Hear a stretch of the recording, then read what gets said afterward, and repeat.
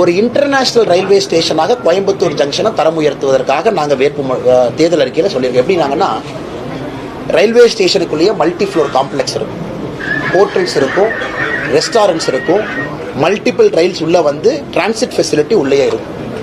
இது ஒரு 450-500 கோடி ரூபாய் செலவாகும். இதை செஞ்சிருக்கு, டெல்லியில் செஞ்சுருக்காங்க, இந்தியாவில் சில இடத்துல செஞ்சுருக்காங்க. அதை கோயம்புத்தூரில் தமிழ்நாட்டில் செய்து காட்ட வேண்டும் என்பது எங்களுடைய நோக்கம்.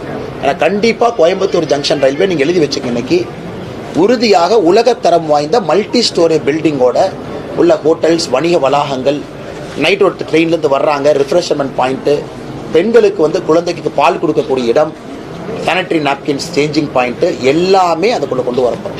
குழந்தைக்கு வந்து டயட்ரி கண்டிஷன்ஸோட உலகத்தரம் வாய்ந்த ஒரு ரெஸ்ட் எடுக்கலாம். ஒரு பெண்களுக்கு ஒரு சின்ன பிரச்சனை இருக்குது, அவங்க அங்கே போய் இருக்கலாம். அதான் ரயில்வே ஸ்டேஷனுடைய நோக்கம். அதை எல்லாத்தையும் உலகத்தரம் வாய்ந்த திட்டத்தோடு கோயம்புத்தூர் ஜங்ஷனை தரம் உயர்த்தணும். பீலமேடு, சிங்காநல்லூரை சர்க்குலர் ரயில்வேக்குள்ளே கொண்டு வரணும். அதாவது நம்ம பார்த்தீங்கன்னா பிரிட்டிஷ்காரங்க நம்ம ரயில்வே ஜங்ஷன்ஸே சர்க்கிளாக பண்ணியிருக்காங்க. இதையெல்லாம் கனெக்ட் பண்ணி ட்ரெயின் சிஸ்டத்தை கொண்டு வரணும். ஏன்னா கோயம்புத்தூர் ஜங்ஷனுக்கு ஒரு பக்கம் வந்து அதிகமான ஸ்ட்ரெஸ் இருக்குது, புதிய ரயில் அங்கிருந்து இணைக்க முடியல.